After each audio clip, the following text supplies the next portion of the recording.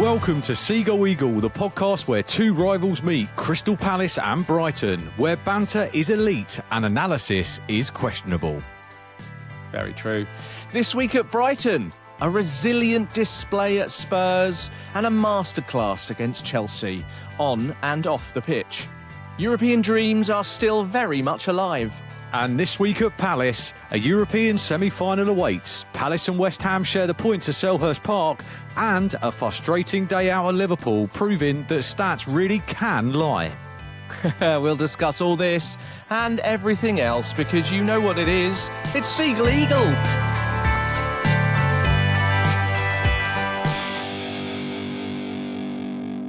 Yes, Neil, how are you? I'm all right, mate. Very, very good. Very chipper this weekend. How are you doing? I'm all right, actually, as it goes. I'm all right. I mean, given the fact that, you know, the results for Palace haven't exactly been gleaming, I'm still all right. I'm more annoyed about how well you guys have done since we've last done a podcast, to be brutally honest, than happy about how we've done. You're sat firmly in the European spaces. I think currently Europa League, which is a potential for both teams, potentially, for next year. Yeah, I mean, I'm trying not to get too excited, but during this pod, you know what's going to happen. But it's been a really good few weeks, and this week was no different, really. I think if at the beginning of the week I'd said we'd get 4 points out of the two games, I probably would have taken that. So really good week, and I'm really positive about it. But obviously, we've been away for a couple of weeks now, really, because of the so many games, one on top of the other after the other. There's 5 games. Well, you had a game, didn't you? You had a game when we were meant to be recording, so that's your fault. You had Monday Night Football as well, didn't you? So the ball draw. Yeah. So, ultimately, we've got 5 games to cover. We're not obviously going to have to go into too much detail for everything, but I think, to be fair, in the spirit of love, I think we should probably start with Crystal Palace's second most important game in their history, you could probably argue. So yeah, we'll do that. Let's start with the European night, the second leg, Fiorentina versus Crystal Palace. How does it feel, mate? How does it feel to be European semi-finalists? Oh, I've never celebrated a loss so hard. It was a very strange situation. Two legs, one of which you win convincingly, and then you go away to a team like Fiorentina and end up with a 2-1 loss. Yet the team are still celebrating hard. They go out afterwards on the town and all the other bits and pieces, and it's just a very strange situation when you celebrate a loss, but it means so much. And I guess it's that mind shift in philosophy of actually. Yes, we lost that game, but technically at 0 on the 16th of April, that was half time. It was still a good win for us. Mate, I'm absolutely buzzing, and I've still got the belief, Neil. I've still believed that this can happen, mate. And I'm well in on the European adventure, absolutely. Even more so now that Brighton are fighting for it as well. So we've got to make sure we're back in that mix.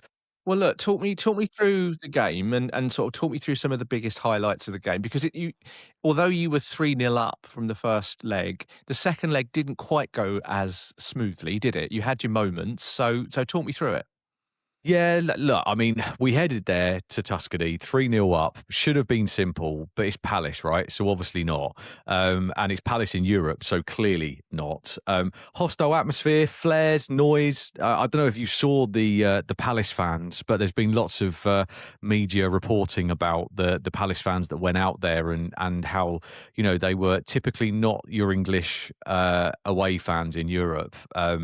They looked like they were, the actual away fans in the UK, flares and all the other bits and pieces. I think that they did a brilliant job. And I mean, there was only, I think, 1,500 people that got tickets to go out there.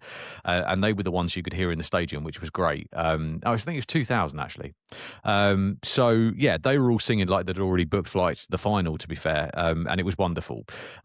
We had a bright start, I thought. Munez doing all of the Munez things that he does.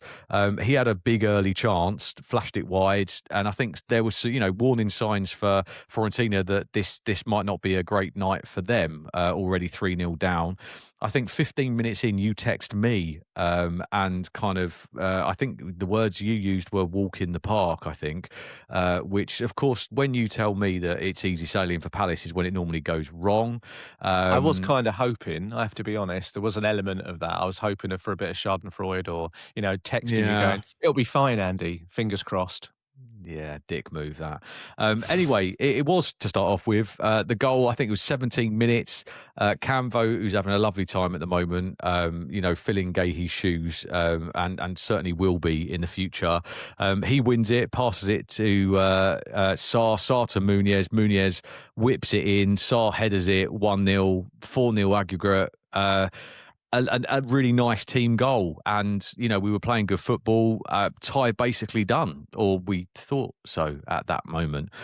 Then I think came the momentum shift. They woke up at probably on about 25 minutes, if I recall correctly. It was a long time ago now. And Henderson was called into action. Really, really solid keeping again. And then there was that penalty, which I thought was a bit soft, to be brutally honest. However, I think it's a penalty that, let's be honest, wouldn't have been given in the Premier League, I don't think. I think it's, we all know this now, and something that I'm learning very quickly with Palace being in Europe, which is that there's a different level of referee and a different level of what's appropriate contact in Europe. So I'm not calling foul on it, because I think in Europe it probably was a penalty, but I think given our game that we play week in, week out, probably wouldn't have been. It's a strange one because I totally get your point, because I think about 2 seasons ago, they were starting to be given in the Premier League. Brighton had an issue away at Villa a couple of seasons ago where Van Heck had the same situation. He kicked someone Yeah. else's leg when they were kicking the ball. And it's like, well, he was just going to kick the ball, but the leg got in the way, sort of thing, and it's one of those like literally split seconds. And they gave a penalty then. And that's sort of gone out of the Premier League a little bit recently. So you're right. I think you're absolutely right. I think that's one of those that, yeah, just goes down as a European penalty. Well, we know they look. Let's be honest. I genuinely feel that they over referee the game in the European games in terms of contact and Mm, physicality and things like that. And I think it just stops the flow of the game and stops cool things happening.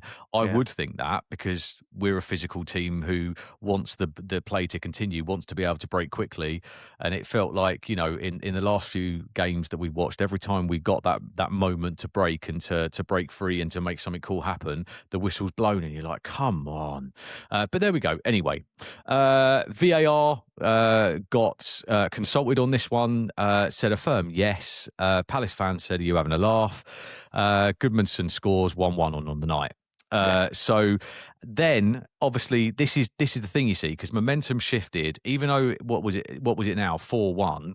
I think this was now the point where they were going in hard, and they were being quite physical. Walton came off injured, Lacroix came off injured, and then all of a sudden we're starting to think to ourselves, hang on a minute. This could be quite a bad night for us. We've lost 2 of our best players, and by half time we're playing the game of guess who's fit as opposed to the game of a game of football. Anyway, look, level at the break, game still kind of getting stretched. Second half, I kind of felt a little bit squeaky bum time, really, which I shouldn't have, because clearly there was still quite a buffer, but you just never know what's going to happen, do you? Kamardinli put the ball through and put it all to bed, but a really, really good save from our good friend De Gea. And then, then Ndor rockets one in from distance. So now they're ahead. Right, and that came pretty much out of nowhere from my perspective. No, I think you're right. I think you're right. I don't think realistically, if you, as a neutral, someone watching the game, which I did watch the game, I think Fiorentina weren't really in it. They weren't. But I can totally see from a Palace perspective how when you're engrossed in the game, you feel like, oh my God, this could turn, this could be. But realistically, I think looking at it, yeah, that second goal, it was a good goal. Good, nice low shot from outside the box. But I still didn't feel particularly that there was any problem for Palace at that point. Yeah, I think my squeaky bum time came from, Lacroix being off, Walton being off, and then you start thinking to yourself, it's only going to take one more injury here, and we've lost, an entire backbone again. Instead of the right hand side this time, it's down the middle. But there we go. Anyway, suddenly everyone's checking the maths, really, getting their calculators out, working out what's going to go on here. Henderson didn't have time for that because he was making some big saves when it matters. I think he kept everyone calm around him, which was quite nice. While Fiorentina were throwing everything and everyone forward. Hughes came on, which I thought was a really good shout. Good old Hughesy. And he kind of had this tactic of, that instant, I'm going to kill the game situation. I'm going to kill the energy. I'm going to, scruff a few people up and throw myself around. And I liked that. And I thought that was a really good move from Glasner there. I think closing stages of the game, Fiorentina were huffing and puffing. Palace managed it quite well, I thought, actually, in terms of that last bit. Once he'd made the changes, experience, control, bit of game management, bit of time wasting, which is quite, frustrating for them to see, but quite nice for us to see that we weren't just going to pelt it forward and give them the ball back. Final whistle, job done. And as I said, I've really never seen us celebrate a loss so hard. It was lovely to see. I think, look, Sarr, unreal. Muniz, really, really good. Henderson made some brilliant saves when it matters. Obviously, injuries was the only big downside of that night, knowing the schedule that we've got. However, time is a good healer because as we speak now, everyone's back. We didn't know that at the time, so I kind of went out of that panicking a little bit. And I think game management-wise, very un-Palacey, actually. I think we managed a controllable loss in a really good way. So, look, here we go. We're into Neil, I'm about to say this, a European semi-final. I'm going to repeat that. A European semi-final for lowly little Crystal Palace. Next up, we're playing Shakhtar Donetsk. And what is it? 30th of April, this Thursday, is the away leg first, home leg on the 7th of May. We, by my calculations, have got a 1 in 4 chance now of winning a European trophy. Did you work that out all by yourself? That's amazing. I did. I absolutely did. So, look, yes, we lost. However, I'm all right with that. I'm absolutely fine with that. And I think it could have been more squeaky bum. But obviously, I just wanted us to win. And this is what all the Palace fans are pinning their hopes on this season. Got a lot more to play for in this than we have in the league. And, from our perspective, mate, job done. Yeah, no, it was actually a very professional performance, I thought, if I'm honest. Congratulations. Thank you, Neil. It was. And you can see that the Palace team generally, over the last few weeks, you've said it as yourself, that normal service is starting to resume, and you can see that confidence through the squad. You've got a better quality of squad now as well because it's deeper, with the purchases over Christmas time and things. So just to touch on the next game and the possible final and all those sorts of things. So obviously around that result, the other teams that went through as well, some shocks really in some respects, because we were talking before the game saying, Mainz were 2-0 up going into the second leg, and Strasbourg beat them 4-0 at home. Really, that's insane. That is really absolutely insane. Yeah, they went for it, and they are a great attacking side, as we know. But I'm gutted about that. I know. I was hoping to see the end of them. Yeah, Rayo Vallecano. So they won 4-3, I think, on aggregate as well. And as you're rightly saying, Shakhtar Donetsk as well.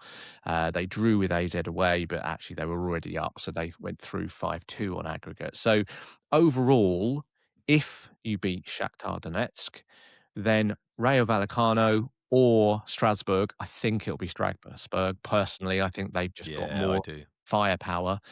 But it's getting serious now, mate, isn't it? It's getting really serious. Like, these are the games now. These 3 teams that are left, 4 teams that are left.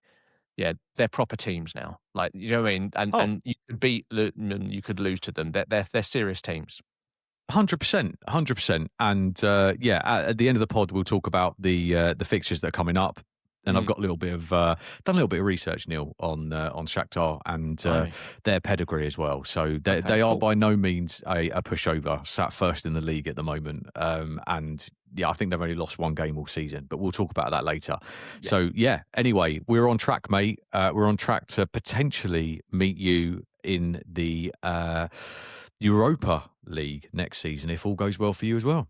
I mean, let's not even talk about that yet, but that, it did cross my mind the other week. Did cross my mind the concept of Seagulls and Eagles, both of us on a European tour in the Europa League. Like, Be wow, hilarious. that would be hilarious. That really would. Listen, congratulations. We move on. We've got loads of other games to get on. Where should we go next? Should we do it chronologically? I think we should talk about you playing a team that haven't won a game to this point all year. You went away, didn't you, to Tottenham? Relegation Tottenham threatened Tottenham. So, yeah, how did you get on, Neil? Oh, mate. I said it last time we were here. I said Dr. Brighton might turn up. He might open his surgery. And do you know what? He thought about it. He opened the door and then he just quickly locked it tight, I think. But yeah, it was a close one. This was a game, Neil, where, can we just clarify here? This was a game where you didn't score any goals in actual time. You scored all of your goals in extra time. So just remember, if there's any betting people out there, apparently, I mean, I don't do it, but I've heard that obviously, you know, that whole kind of, you have to score them in 90 minutes. Just remember, Brighton carry on this way. You're not going to make any Brighton fans rich because they don't get the bet paid out in extra time. I'm pretty it's not sure the way to they do still things, count, though, Andy. They still count, whether they're in injury time or not, or added time, as they call it these days.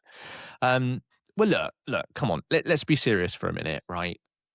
The first home game for Roberto De Zerbi, the fans were up for it, the team was up for it, and you have to admit, Spurs were better than they have been all year. I mean, they played much better, as this week highlights, because they've won this week. So they were definitely a lot better, you know. And look, new manager bounce, and also the genuine fear of what's going on around them. Exactly. There had to be a reaction at some point. And this team that Spurs put out was attacking, and they went for it. And, you know, Brighton's perspective, we went into it with, just from a lineup point of view, the exactly same lineup as we did at Burnley. So that was a good start. So that was nice to see. Really what we expected, but still, it was great. So we had Boscagli continuing in place of Dunk, who's suspended still, his second and final game for being suspended. Ayari engrossed in midfield too, etc., etc., etc. So everything was the same. And I think the early part of the game, Spurs straight away came out of the traps and went for it as quickly as possible. They were definitely up for it. High pressing, high pressure, and they created quite a few early chances. Not like big chances, but quite a few early chances, and they were on us quite a lot. And I think that surprised you, didn't it? I think that's the impression that I got from the game, was that you weren't expecting that. I think so. I felt like that as well, that you could see, I mean, the crowd as well. I mean, 60-odd thousand people in there when they're up for it and they're together. And that was what it was. They were up for it. They went for it. So, yeah, it was a pressurised start to the game. But, I mean, Brighton did okay. They had their chances. They played out. But they definitely, the first sort of 6-7 minutes, they sort of just waited, really, and just tried to keep it together. And they did okay. I suppose the biggest sort of headline in the first sort of 20 minutes would be to say that Spurs had some odd little chances here or there, but on 20 minutes, the worst bit really for us was that we had some bad news. Diego Gomez jumped up for a ball, landed sort of awkwardly on his knee, fell down, and you're thinking the worst. And to be fair, it looked like Diego Gomez felt the worst as well. He was sort of crying, he was really unhappy, he was holding his leg and his knee in particular, it looked like. They had to make an initial substitution straight away. Just to sort of as a subsequent piece of information though, although initially it looked really bad, afterwards they said it wasn't quite as bad as they thought. They're still going to wait a few days for a scan and check everything. He's still injured, but maybe it's not quite the season-ending, can't go to the World Cup sort of scenario that we were fearing for him. So fingers crossed, we'll probably know more next week. Okay. Anyway, he comes off the pitch and we bring on a sub. Not a bad sub. I think his name is Karu Mitoma. That's it. So he comes on the pitch and immediately there is a chance for us. We had a great chance, really, a back post cross from, I think it was Gross, hitting it across the far post. I mean, this just sounds familiar, doesn't it? Far post, Hinshelwood knocks it across. Welbeck's there, Van der Ven's there. Van de Ven just gets to the ball in time, but actually hits it against his own post, and then it goes out. I mean, there was a real melee in there, but yeah, we just missed out on scoring there. And that, I think, just sort of changed the balance slightly. It just gave the Spurs fans and everyone a bit of a, oh, yeah, hang on. Brighton are okay. They're not too bad, and it gave us a bit of confidence. And then the game became quite even, I would say. And it pretty much went end to end for quite a while. Both teams really wanting to win the game, obviously needing to win the game, really. I think that was the answer probably from both teams. But it wasn't. It's quite good for the neutral, Neil, to be fair, to watch that bit of it. It was good for the neutral, going backwards and forwards. That's nice. I like to see that. It was a really good game. And I think 39 minutes is really actually where the first sort of big moment of the match came, which is obviously where Spurs went ahead. Van Heck gets caught sort of in the side of the penalty box corner area, and he gets caught, can't recycle the ball around too well, and Spurs close him down because they're pressing really high. Xavi gets hold of the ball, Xavi Simons crosses it, little dink into the box, and Porro's running in and he heads it in. But if I'm honest, I think Verbruggen probably will be unhappy with his sort of decision-making there. He decided to go, but by the time he decided to go, he was late to the ball and made the opportunity much, much easier for Porro. Did you see it? Yeah. I think that was avoidable, but also, I think it was inevitable that something was going to happen at each of the ends. So it's almost kind of 50-50 who's going to go first, and obviously. Yeah, look, Tottenham got the opportunity, and Porro put it away well, right? Yeah. It's their tails are up then as well, and I think that's the thing. The whole crowd get up, everyone's going for it again, and they then continue. And actually, they then had their probably next best opportunity of the whole match, where they again beat us on the break. We've got a high line, they break past us. And Xavi Simons again gets like a one-on-one with the keeper and tries to curl it round on the floor, and it hits the post, thankfully. Comes out to Porro, and this time Verbruggen makes amends for his previous bad decision-making and gets a little touch on it. It goes over the bar. And at that moment, I think that's a really pivotal moment in the game, because 2-0 up before half-time, 40 minutes in, I think that's pretty much done and dusted, because I think Spurs would then just really go for it even more. And I think you might see Brighton struggle a bit, but it didn't go in, and we kept our 1-0 deficit only. So it made a big difference, I think. And I think up until then, Brighton hadn't been bad. I think it's just that Spurs had been very good as well. But Brighton had been okay, and they'd passed well. They just hadn't created loads of opportunities. However, just before half-time, as you said, Andy, I think it was the second minute of injury time, mainly because Gomez had gone down for so long. Pascal Gross, again, from deep, hitting a really beautiful cross deep into the backside of the penalty box. This time, Karu Mitoma, on the end of it, and Karu Mitoma does what Karu Mitoma does and scores a worldie on the volley, roof of the net, through the goalkeeper pretty much. Just an unbelievable strike. And I stood up and clapped in my lounge. So it was a fantastic goal. Come on, admit it. Mate, it was horrible to see. It was absolutely horrible to see. But the truth of the matter is that, like when you see him approaching that ball, that, there's going to be nothing else apart from, brilliance coming from that situation. Again, he ain't going to tap it in, is he? And, he don't do things by halves. And I think, you've got the player back that we saw last season there, and on the way to probably many more of them potentially in the run-in. But yeah, look, it was a good goal. It was 45 plus 3, mate. Yeah. Was when that went in. Lovely And jubbly. you just imagine it. The ball's on the other foot now, and from a Tottenham perspective, you're going to be gutted about that, right? They'd only just missed a chance to go 2-0 up. It's frustrating for him. Yeah, that's a really good point. And there was almost an audible sigh from the stadium. Everything just sort of calmed down. Just waiting for it to go wrong, aren't they? Yeah, 60,000 people livid. Livid.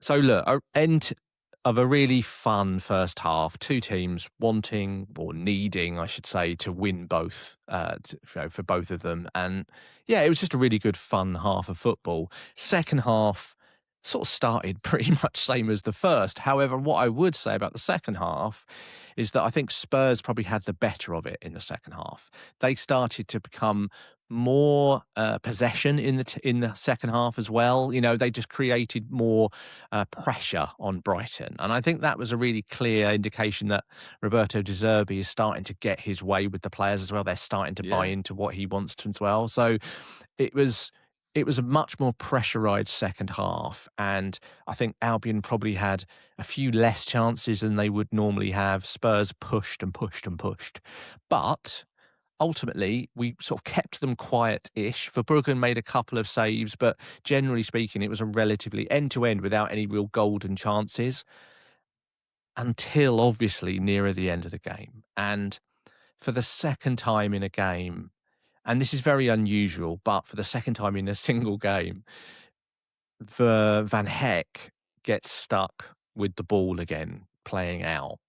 And I think it was Bergval, I think he was, who sort of basically ran up behind him, wins it back, gives it to Xavi Simons again, who scores an even better goal than Mitoma's in some respects. Like, Agreed. what a Yeah. screamer from the edge of the box that was. And it makes it even more special when it's in off the post. Do you know? It just looks so much better, doesn't it? What a goal that was. And that was 78 minutes.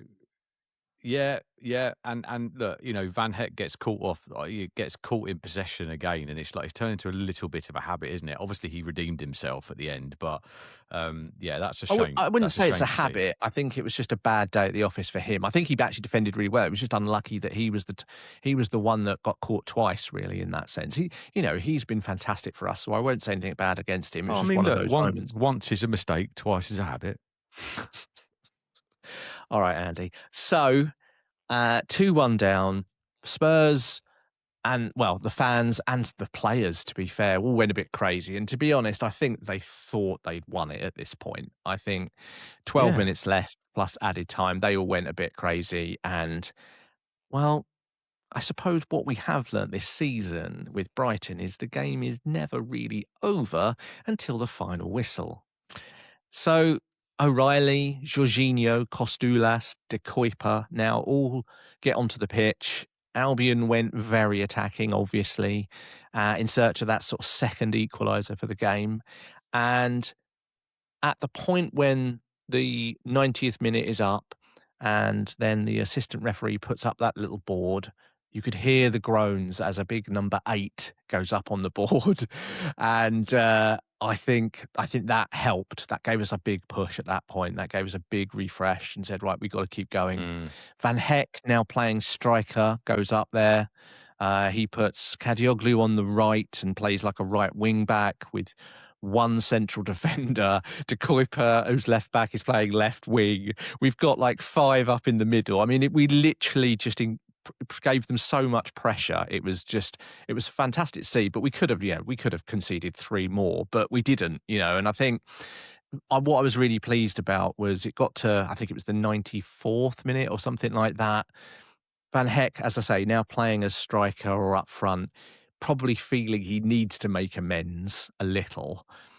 He works really hard to win the ball back in the actual penalty box from Kevin Danso, does exactly basically what's been done to him to Kevin Danso, drives to the touchline, gets the ball across, pulls it back to the penalty spot, where Jorginho Rutter turns up. He's been missing for most of the season, but this time Jorginho Rutter finally turns up, thumps it top of the net, scenes, as it were. Oh, mate, yeah. Absolutely fantastic. And I seem to remember a text message between the two of us about 10 minutes before that when Xavi Simons went in. I said, the doctor has opened his surgery. You laughed at that, quite rightly. And then I got a text message as that ball hit the net for 2-2. And I think it read something along the lines of, you have got to be kidding me. We weren't kidding. I could. Well, do you know what? I couldn't believe it, but also I just knew it was going to happen because any time that you guys are trailing, like you have to save your insults until the final whistle, and you've got, mate. You did the Great Escape again in both halves, and I guess look, this is. But jokes aside, this is the this is what teams have to do Yeah. to work their way up the league, right? And you look at all of these fine margins, mate, for many of these teams, and how many points or additional 2 points have you guys made this year through late goals, staying in the games, and that takes a level of kind of mental stability in your team to keep you in games, right? There's a certain shift, there's a certain kind of thing that you guys have clearly possessed, which is the never give up, which is just really horrible to see from a Palace perspective. I think that's a really good piece of insight, Andy. I do. I think when you look at last season, one of our biggest faults last season was letting 1 or 2 goal leads, drop near the end of the game. We had that a lot. We had it at the beginning of this season, but over the last sort of 8 months, you've started to see that never die attitude and us really pulling things out of the bag, late goals wise. And you're quite right. And so there is a level of confidence on the pitch and in the terraces as well, I think, that even though there's only 10 seconds left or a minute left or whatever, we're still going to create something and give ourselves a chance. So look, anyway, 2-2 it finished. I think obviously we went to try and get a third. We almost did, but 57% possession, only 3 shots on target for the Albion compared to Spurs. Yeah, compared to Spurs, who had probably their best performance of the year, as I said earlier. They really went for it. And before the game, I probably obviously would have said, 3 points is a must. But having watched the game, having been experienced it and see how good Spurs were, I'm happy with a point. And I think, realistically, it just shows what fantastic resilience Albion have at this moment as a team. They are together, they're pulling in the right direction, and it just bodes well. And at that point in time, a point, and we know we've got Chelsea at home in a few days' time, and we're thinking, let's just hope we've saved a little bit, stored a little bit of energy for the Chelsea game. Well, yeah, I mean, I think you guys probably would have seen that as an opportunity lost, because I think going into that game, you knew that you had 6th place up for grabs if you won, which ironically you've still got now. But I think the other thing that I've taken away from that is that you had an XG of 0.85 in that game, Neil, and you scored 2 goals. Yeah, I mean, that's mostly down to Mitoma, and no one expected that to go in, did they? So that was, amazing. And I think that's the point. I think that's the point, that we were just very resilient. We knew what our plan was, and we kept to it, and we kept at it. And it paid off. In the end, it paid off to a point. I mean, obviously, yes, of course, I'd love a 3 points, but ultimately, when you look at the bigger picture and you looked at the results for that weekend, we did all right. Mate, you did well. And I think, look, the keeper made 4 big saves in that game as well. And I think the other thing is that the stats that I'm seeing here is, and from the game that I watched most of it, and it was the aerial duels won showed that you were kind of up for that, because you won nearly double the amount of aerial duels than Tottenham, and I think that kind of that kept them at bay when it could have got even worse for you at one point. Yeah, I agree. So yeah, look, mate. Well, congratulations, you got a point out of the relegation candidates, but also we know that the tides are starting to turn for them, and actually, given the situation right now with them both sat as we record on a Sunday night, sat with exactly the same points as West Ham, you actually look at the fixtures ahead now, and you kind of favour them as opposed to West Ham. Let's see how it all plays out. But regardless of that, one of them two are probably going to go down, which is still going to be a shocker. So yeah. Okay, let's keep going with this little train of games that we're talking about. So we are 2 games in. We've got 3 more to cover. Let's go back to Palace. This was now after we played Tottenham on the Saturday night. We have to roll over to Monday night football. Crystal Palace versus West Ham. Do you want to talk me through it? Right, is that done? Yeah. Brilliant. Well, not too much more to say, to be fair. It was a long trip up to London, and obviously, look, everyone wanted us to throw this game, right? Yeah. Pretty much. This was the game that was billed as, Palace, do you really need this? Do you really need to win this? Can't you just do everyone a favour and relegate Tottenham? Look, I think we proved that we did want to win it. He played a reasonably strong team. Obviously, there was a few changes in there. But let's not forget, this was only a few days after our big European highs, and also the fact that the whole team were allowed out I was just about to say, on the lash, right? yeah, it's actually a few days after your piss up, basically, is what it was. Yes, which was well documented by, I think it was Pino and Henderson singing football chants in the streets of Europe. Very, very late into the evening, but Glasner did give them permission, and he Fair enough, basically why said, not? "I think what did he say? I think he said I let the guys out when they got into the semi-finals for Frankfurt, and we still won it. So I don't think it's going to do us much harm, or something," is what he said. Anyway, look, we went into this game. I think it was unbeaten in 4 or 5 at this point. So really, minimum really we wanted to do was not kind of dent the record and keep going. And I think, look, it was a bright start for us. We started well. Mitchell was causing quite a few problems. Johnson was reasonably lively. He got given some time now, and I think Glasner's really trying to utilise him more now. So clearly he's seeing something in training that we haven't seen on the pitch recently. We all know what this boy can do. He just hasn't quite done it for us yet. Big early chance. Johnson had a free header and somehow sent it to Australia. I don't quite know what on earth was going on there. He that should have been 1-0. I think anybody else at any time would have done all right with that. But there we go. And again, it's probably one that you replay in your head again at 3 a.m. in the morning, isn't it? And go, how the hell did that not go in? What, look on his face said it all. Strand Larson flicks one wide. Johnson curls past the posts, looking really, really sharp but not clinical. West Ham not great, I think, at this point. Can I just ask you actually, because obviously at the beginning of that game, Yeah. Brennan Johnson, so he didn't have a great start in some respects. He had a few wayward passes and all that sort of thing. But then, then he had a couple of opportunities as well. Just generally on Brennan Johnson, how are you feeling towards him at the moment? Is he fitting in? Is he on form? How does it look sort of generally with him? He looks like a guy that just can't find his form, and he's getting really frustrated about it. And Right. you know as well as I do, right? The only way to get your form is to continue to play and continue to try. And I don't for one second doubt that he's not trying. I think it's him understanding our system and fitting into it. And also, he wasn't getting any game time at Tottenham, so he's been out for a long time before he came to us. And then now he's got this new system to learn.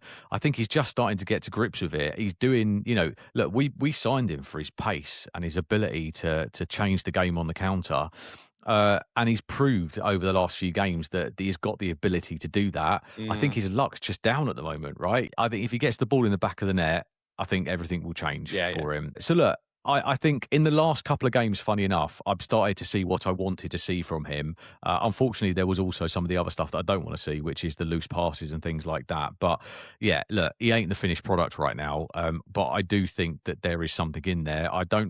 I think one thing that hasn't helped him is the big price tag that he came in for, and I think that's put kind of another level of pressure on him, isn't it? But there we go. Back to the game. Big save from Henderson shortly after that. 0-0 at half time. Felt very much like a game where someone was waiting for someone to do something at some point. Yeah, it kind of, do you know what? Truthfully, it was kind of what I thought would happen, really, after our European adventures. You kind of like, let's just try and get through this unscathed situation. It was the biggest surprise for me for this game was that West Ham didn't go for it. Like, didn't try and get 3 points, because they're the ones that really need the points out of the two of you. And I was surprised they didn't go for it. Obviously, it's worked out for them because this weekend they've beat Everton at home. So maybe that's what their plan was, get a point away and do that. But facing a Palace team that had just had that European game, that were possibly, in a different mindset, you would have thought they might have gone for it more. And so I was surprised that they didn't. They were settling for the draw in some respects. I don't think they were, mate. I really Do you don't think not? they were set. No, they weren't settling. I think what they were trying to do was they were trying to do the low block when we've got possession and not give us the space behind to get the goals. And then they were trying to break quickly when they nicked it back. And I think that, which is a very similar way to what we're playing. So they were almost trying to kind of match us in terms of style. So I don't think that they weren't trying. I think that they just couldn't find a way through. I think there was plenty of moments where I thought, yes, there's a goal coming here, but we stood firm at the back, and I think that was the only difference in this game, mate. They just couldn't find a way through. I didn't see a team there who looked down and out from what I saw anyway. Second half, same story. Different half. I think it's probably the best way to describe it. Palace probing, West Ham sitting deep like they're parked a double decker. When we had the ball, Johnson forces another save. You see, so he's having his opportunities, and it was a good save as well.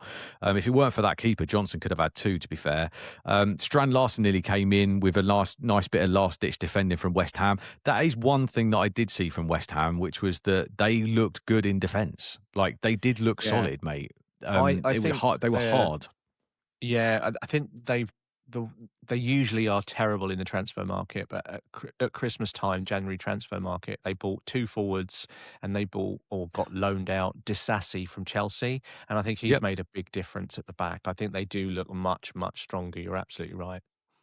Oh, they look like a team with a plan at the back, and also, like I've always thought this, like West Ham. You look at that team sheet, and that mate, they've got decent players. Like they've got everything they need to do well. There was one big moment, wasn't there, nearer the end of the game where Palace, I mean, they basically scored, but then it was ruled out. Do you want what was that? That was like a VAR decision, wasn't it? Yeah, there was. I think just before that though, what we did was it was actually only just before that. Actually, we decided that we weren't going to give West Ham a chance, and that we were going to try and win this game. So we then decided to put on our three first teamers off the bench, right? So there was a point where Glasner was like, right, enough's enough. Let's stick the big guns on. So Mateta, Sarr and Kamada came on. So we were going toe to toe with West Ham without the three big guns on.